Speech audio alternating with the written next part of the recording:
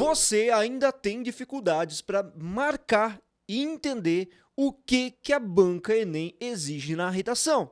Então faz o seguinte, se você tem essa dificuldade, fica esperto que esta aula vai trazer estratégias para que você possa compreender muito bem um tema e não fugir ou tangenciá-lo. Então se liga nesse vídeo até o final.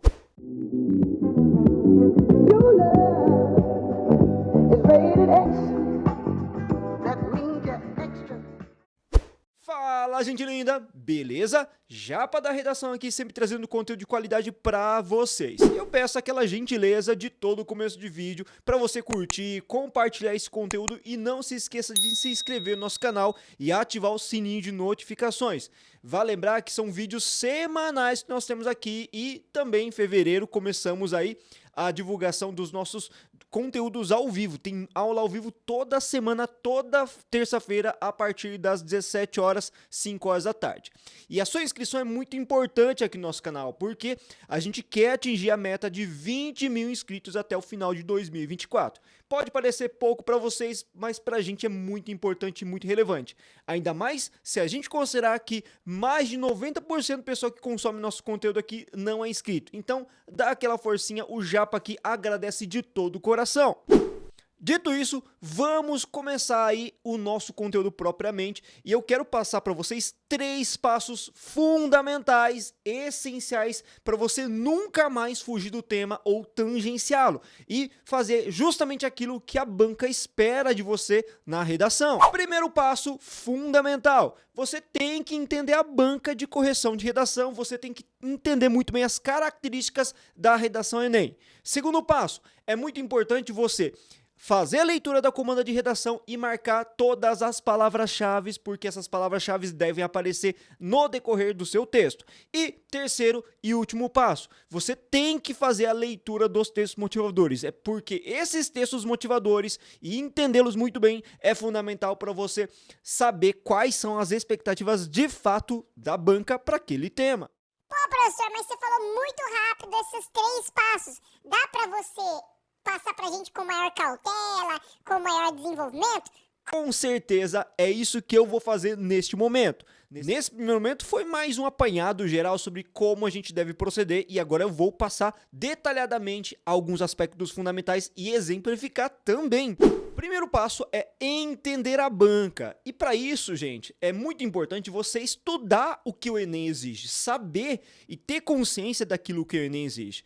Por exemplo, o Enem, ele sempre vai abordar uma temática de ordem social, sempre vai abordar uma temática que tem a ver com a atual conjuntura brasileira e não vai ficar se preocupando com o que é externo ao Brasil, o que acontece de repente num conflito lá em Gaza, da crise dos refugiados em outros países. A gente vai ter sempre uma temática contemporânea associada à nossa realidade, à nossa conjuntura. Outra questão que a gente sempre vai ter no Enem é que eles sempre vão buscar abordar os problemas relacionados a uma minoria social. E por minoria, entenda social, tá? Entenda que não é a quantidade de pessoas, é sim a forma como esses grupos minoritários, do ponto de vista social, vêm sofrendo gradativamente com o passar do tempo. Por exemplo, uma das minorias sociais que já apareceu bastante no Enem, na verdade apenas 2 vezes, né? Sobre a recorrência da violência contra a mulher. E em 2023 nós tivemos também uma situação em que abordou-se o trabalho da mulher, o trabalho de cuidar da mulher que é desvalorizado. Então veja, a minoria social tem a ver não necessariamente com a quantidade de pessoas, porque a gente sabe que as mulheres são maioria no Brasil, mas sim com as situações de inferiorização, de problemas associados à invisibilidade deste grupo, ou segregação que ele sofre. Veja também que toda vez que o Enem abordar esses temas, que são problemas, tá, relacionados a minorias, relacionados à nossa conjuntura, você tem que ter uma visão ampla acerca das causas do problema e das consequências do problema.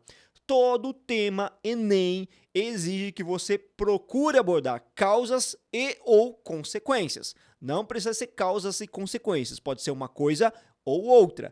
Normalmente a gente aborda as causas do problema. Certamente o Enem espera que você tenha uma postura racional, uma postura lógica, uma postura analítica e reflexiva acerca dessa abordagem. Por isso que é muito importante você estudar o ano inteiro e se antenar em relação ao que está acontecendo no mundo hoje e principalmente na esfera nacional. Segundo passo, lembra, é entender muito bem a comanda de redação, tá? Lembra que o primeiro passo é um elemento, um processo todo que vem antes de você realmente ter a proposta de redação nas mãos. É aquilo que você tem que acumular de conteúdo para saber como a prova se comporta, tudo bem? Então, o primeiro passo é antes da leitura qualquer de texto motivador, de proposta de redação, tudo bem? Agora, o segundo passo se traduz na leitura, no entendimento pleno da comanda de redação. Só para você ter uma ideia, né? Eu trouxe uma lista aqui de alguns temas que apareceram em anos anteriores. Por exemplo, o editor vai subindo para mim. Em 2023, na aplicação oficial, primeira aplicação, na verdade, nós tivemos este tema aqui, ó, desafios para o enfrentamento da invisibilidade do trabalho de cuidado realizado pela mulher no Brasil. Eu sei que o tema é longo, eu sei que demanda muita reflexão, mas lembra que esses temas, eles apresentam sempre palavras-chave, palavras fundamentais que sempre devem aparecer no tocante à sua produção inteira. Veja que nesse caso desse tema, editor marca para mim, aliás, está em vermelho, né, essas expressões-chave, como vocês podem observar, a invisibilidade do trabalho de cuidado é uma palavra-chave e mulher é uma outra palavra-chave fundamental que deveria aparecer ao longo de todo o seu texto. Na verdade, essas duas palavras relacionadas. Já na edição PPL, segunda aplicação para pessoas privadas de liberdade de 2023, também nós tivemos esse tema. Desafios para a reinserção econômica da população em situação de rua no Brasil. Perceba que nós também temos uma comanda em que aparecem expressões-chave. Reinserção socioeconômica é uma expressão-chave relacionada à população em situação de rua. Então a gente tinha que relacionar essas duas palavras ao longo do texto.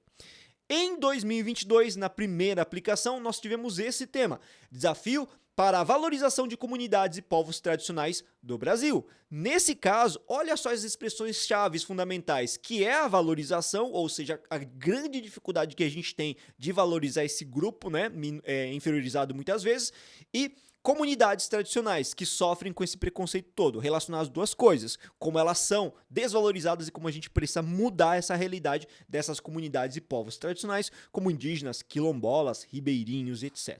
Em 2022, ainda na segunda aplicação, ou PPL, nós tivemos esse tema. Medidas para o enfrentamento da recorrência da insegurança alimentar no Brasil. Veja que esse tema trazia o enfrentar, que é um grande desafio, e a questão da recorrência da insegurança alimentar, como a insegurança alimentar ela é frequente e a gente precisa fazer de tudo para superar esse problema. Então perceba que são expressões que a gente viu que são relevantíssimas para aparecer em todo o texto. E você tem que garantir, depois que você marca, identifica essas palavras-chave bonitinho na comanda de redação, garantir que essas expressões apareçam em todos os parágrafos da sua dissertação. Professor, mas peraí, aí não vai haver repetição, né? Demasiada? Calma, meu jovem aprendiz. Essas repetições são estratégicas em cada parágrafo e necessariamente não precisam ser estas palavras. Podem ser o quê? Sinônimos. A estratégia do sinônimo é muito válida para você evitar essa reincidência constante de palavras-chave ao longo de todo o seu texto. Então fica ligado com isso. Agora, depois que você marcou bonitinho as palavras-chave e entendeu a comanda, você ainda não entendeu a proposta como um todo, hein? Cuidado, tá? Para entender a proposta como um todo, você precisa digerir mesmo, tá? Ler com atenção os textos motivadores. Por quê? Porque às vezes pode ficar dúvidas, né? Leu a comanda, não entendi uma certa palavra, uma certa construção, e os textos eles vão fazer assim, ó, esclarecer de fato as dúvidas que ficaram.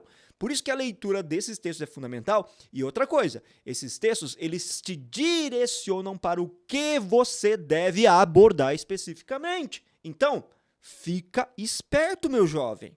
Leitura de texto motivador é fundamental para nortear, para direcionar, para encaminhar você para o que realmente a banca Enem quer que você faça sobre o que ela quer que você escreva.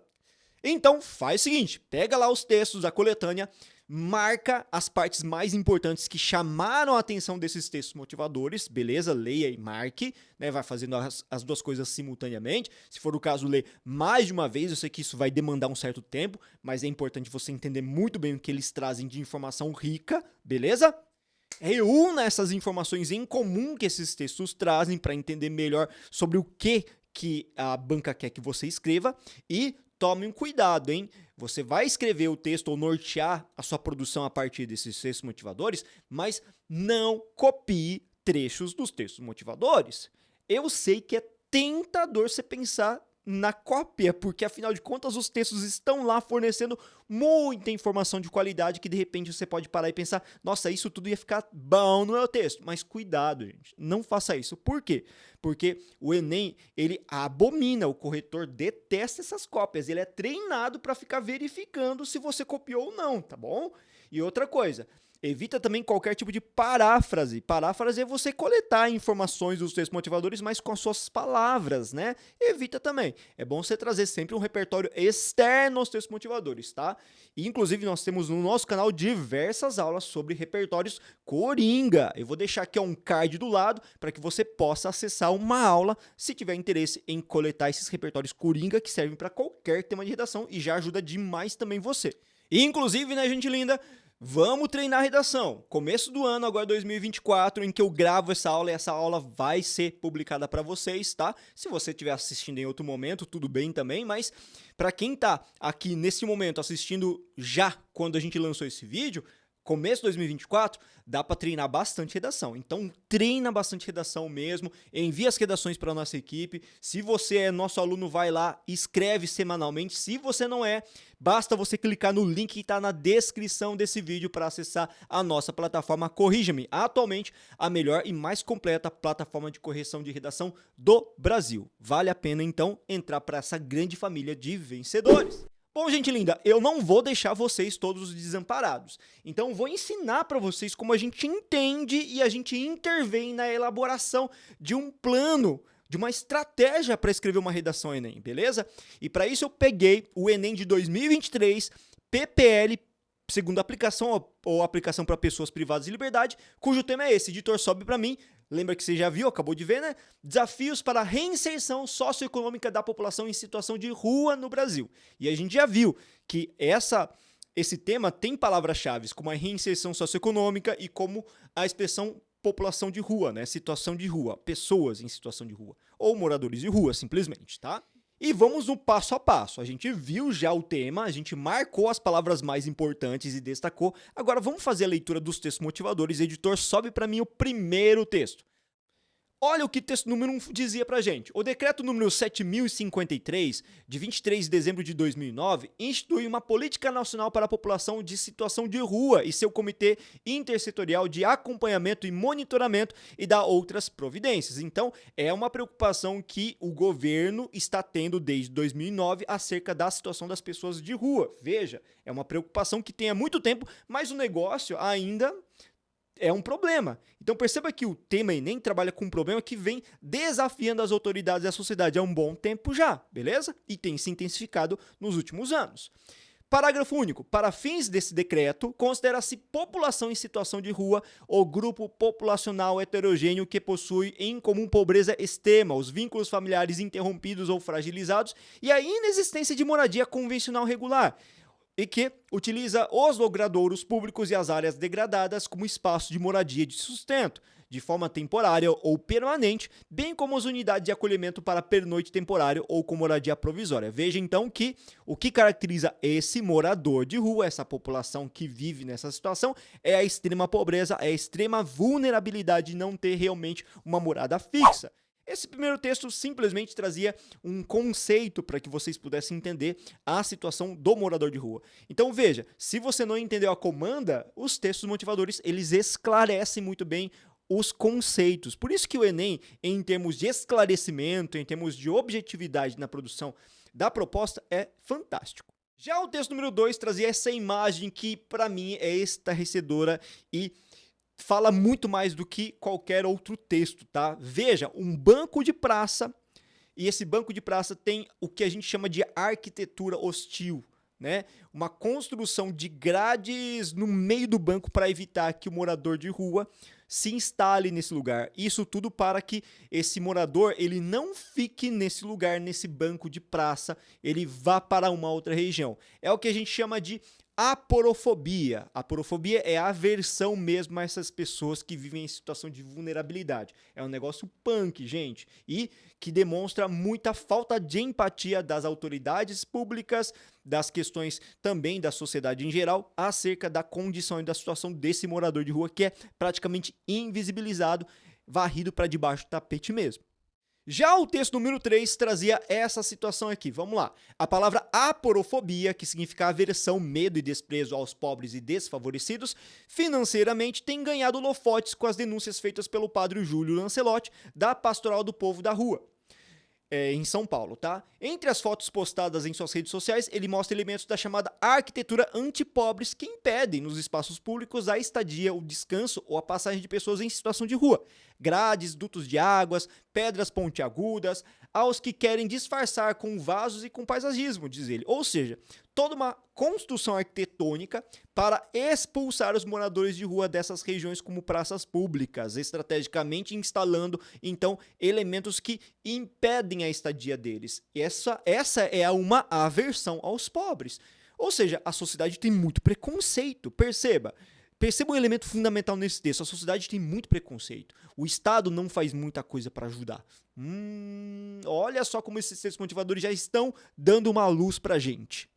E aí o texto número 4 trazia um depoimento, tá? Olha só que da hora esse texto também, que traz uma informação bem interessante, bem pertinente. A perda de uma renda fixa fez Cris ir para a rua. Ela e o marido recebiam, até o início da pandemia da Covid-19, pouco mais de um salário mínimo cada. Os dois perderam o emprego na mesma época e viram as economias derreterem. A gente tinha economizado um dinheiro, mas zerou. A gente gostava de passear, mas com a pandemia acabaram nossas economias. Aí ele falou, vamos fazer o quê? Eu respondi, vamos pra rua, conta. A falta de renda é a principal causa que leva as pessoas a viverem em situação de rua. Veja, uma das causas do problema está dando uma dica também para vocês, né? Afirma um pesquisador do Instituto de Pesquisas Aplicadas, IPEA. O fator econômico inclui falta de renda e de oportunidade de trabalho nos locais de moradia. Isso se manifesta também no caso de pessoas que até têm uma habitação longe dos grandes centros, mas passam a semana ou vários dias dormindo de forma improvisada nas ruas e trabalhando como lavador de carro, ambulante e outras coisas. Veja que esse texto traz um dado importante, a questão da pandemia, que ainda é muito recente para muita gente, que levou muitas pessoas à rua. E olha só esse texto número 5, que traz um gráfico que ilustra esse crescimento a partir da pandemia, dos reflexos da pandemia, principalmente 21 e 22. Veja como realmente esse texto número 5 traz e ilustra muito bem o crescimento dos moradores de rua, que é um problema que mesmo que em 2009, no texto 1, tenha sido dito que houve uma preocupação em políticas públicas, infelizmente o problema ainda se alastra mais 10 anos depois desse decreto. O que vocês entenderam, então? Gente, os textos motivadores traziam informações extremamente pertinentes. Basicamente, trazia isso aqui, um conceito, uma definição do que era o morador de rua, fazendo com que você tivesse um esclarecimento sobre a informação. O número 2 trazia uma situação em que mostrava-se a questão da arquitetura hostil, como realmente os espaços públicos eles são ocupados por essa arquitetura hostil, impedindo que moradores possam dormir, possam de repente se abrigar em algumas situações, com uma imagem, né? O texto número 3 informava sobre o conceito de aporofobia, a aversão aos pobres, o preconceito que a sociedade tem com relação aos pobres. O número 4 fazia alusão à pandemia, que acentuou essas questões que envolvem a situação do morador de rua que fica sem grana, sem dinheiro. E o 5 era um gráfico muito ilustrativo que comprovava o aumento de moradores de rua, tendo em vista o intervalo de tempo marcado pela crise econômica, acentuada pela pandemia da Covid. Gente linda, olha como esses textos são ricos, por isso que a gente tem que ficar muito atento a eles, todos eles, né? Eu acho que essa aula vai ficar mais longa do que imaginei. Depois que você fez a análise do texto, você entendeu o tema, os direcionamentos trazidos pelos textos motivadores, pela comanda e tudo mais, agora vem a questão seguinte. Para você montar o seu texto mesmo, lembra que você tem que escrever 2 parágrafos de desenvolvimento, certo? 2 parágrafos argumentativos. E nesses 2 parágrafos argumentativos, você tem que trazer à tona 2 causas, uma causa em cada parágrafo acerca da situação, né, desse indivíduo que está morando na rua, numa crise de situação de socioeconômica. Então você tem que avaliar essas 2 causas. Eu fiz uma lista com 5 causas que a gente poderia de repente selecionar e eu vou trazer aqui para vocês essas causas todas. Primeiro, editor, sobe para mim. Crise econômica que foi acentuado pelos reflexos da pandemia da Covid é uma causa para o problema para muitas pessoas irem para a rua. Segunda causa, a sociedade não se engaja muito, não é muito empática, é muito preconceituosa e por isso mesmo inibe a possibilidade de reinserção desse indivíduo na sociedade. Terceira causa, o Estado não adota políticas públicas efetivas para ajudar realmente, de fato, a tirar esse morador da rua e garantir a dignidade para ele, como acontece, como a gente viu que acontece desde 2009, né? Acontece isso e isso vem se acentuando cada vez mais com o gráfico, como a gente viu. Quarta causa que inibe a reinserção desse indivíduo, esse morador de rua, a questão da aporofobia, do preconceito e do estigma mesmo. O que é estigma? É um preconceito, né? As pessoas olham para o morador de rua e já julgam esse cara como um vagabundo, como um drogado, essas coisas todas. E isso impede que as pessoas tenham uma visão um pouco mais empática sobre ele. Quinta causa, número 5 aqui, a mídia também não contribui. Embora os textos todos não tenham falado disso, a mídia é fato que ela tem um papel fundamental e crucial na denúncia do problema. Enquanto que ela fica aí silenciada, sem falar nada, as pessoas não têm consciência, as autoridades não vão buscar soluções. Então a mídia, com o seu papel hegemônico de fazer com que a população tenha consciência, ela se isenta disso. Então ela também é responsável. Então 5 causas que a gente tem aqui. E você, qual delas escolheria? Deixa nos comentários quais delas você selecionaria para que você pudesse desenvolver um bom texto, o que você acha mais relevante. Claro que aqui eu vou escolher 2, né? Como eu disse, são 2 causas, cada um em um parágrafo de desenvolvimento. E para mim, particularmente, a causa número 1 e número 3 são as mais relevantes. A número 1, vamos lembrar, falava sobre a pandemia, que para mim a pandemia foi um fator determinante para acentuar ainda mais a recorrência de pessoas em insegurança nas ruas, né? Na vulnerabilidade morando nas ruas. E a terceira causa é sobre as questões que envolvem o Estado, que tem um grande compromisso, uma grande responsabilidade, mas não faz isso de maneira efetiva. Então, essas 2 causas, elas têm que caber no meu texto dissertativo. Depois que você definiu a causa, gente, muito importante isso no Enem. Agora você já sabe, percebeu? O que você tem que escrever no seu texto? Você já sabe o que você tem que colocar na sua dissertação. Isso fica muito mais evidente a partir desses dados que a gente trouxe, certo? Mas lembra que o Enem, além das causas do problema, exige que você, no último parágrafo, que é a conclusão, insira as intervenções possíveis. Então, em cima de cada causa que você elaborou, que você desenvolveu, você vai criar lá na conclusão uma intervenção. Então, no final das contas, para ficar bem bacaninha o nosso texto, você tem que programar-se para encontrar 2 soluções. Uma solução para a causa 1 e uma solução para a causa 2. E antes da gente ir para o mérito dessas soluções, gente, não se esqueça de acompanhar a gente nas redes sociais, Facebook, Instagram, TikTok. A gente está nessas mais diversas redes sociais produzindo conteúdo de qualidade para vocês. E se vocês puderem dar aquela força de seguir a gente lá também, a gente agradece demais. Lembrando que tem conteúdo lá nessas redes todas, é diário e totalmente de graça para vocês. É muita coisa realmente para vocês aprenderem redação. Voltando aqui agora, lembra que a causa 1 estava relacionada à pandemia. Como que a gente solucionaria esse problema da pandemia, né? Relacionado à pandemia, da questão da reinserção socioeconômica dos moradores de rua aí, por conta da causa da pandemia, causa 1 pandemia. Eu particularmente coloquei isso aqui, ó, dá uma olhadinha. O Poder Executivo deve ampliar a distribuição de bolsas assistenciais com o intuito de garantir uma renda mínima à população de rua. Por quê? Porque como eles perderam renda durante a pandemia, o que eu tenho que fazer? Dar renda provisória para eles. Ah, interessante essa solução, essa intervenção. Já a causa que a gente colocou na sequência era uma outra causa que dizia respeito ao Estado não ajudar. Lembra? O Estado ser leniente. Como que a gente muda essa situação? Eu coloquei aqui, dá uma olhadinha na minha intervenção 2, o Estado precisa investir mais em programas que garantam moradia gratuita à população carente com a construção de casas e abrigos seguros. Essa seria uma outra solução para a causa que a gente colocou na sequência. Só para finalizar esse conteúdo da aula de hoje, que ficou um pouquinho longo até mesmo, não imaginava tanta informação, tanto conteúdo, mas é importante que vocês reconheçam tudo isso, tá? Recapitulando, o que a gente tem que fazer estrategicamente para fazer uma excelente redação e não fugir, não tangenciar? Número 1, entenda as características da banca. Número 2, na prova, já de posse do tema de redação da folha, você vai ler o tema bonitinho, a comanda e marcar as palavras-chave todas, entendê-las. Depois disso, você vai fazer a leitura dos textos motivadores, marcando tudo aquilo que é mais importante, mais relevante, e com a compilação desses dados todos, dessas informações todas, aí que você vai tentar projetar já as suas estratégias, como a gente fez aqui. Lembra que a gente fez aqui? Não foi nem escrever a redação, é apenas traçar estratégias de selecionar duas causas e de selecionar duas soluções, para a partir daí pensar em escrever de fato a nossa redação. Gente linda do meu coração, espero que essa aula tenha sido esclarecedora e ajudado vocês a entender um pouco melhor como que a gente faz uma redação Enem de fato.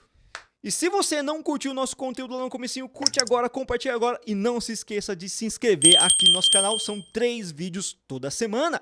Valeu, gente linda! Muito obrigado e até a próxima aula!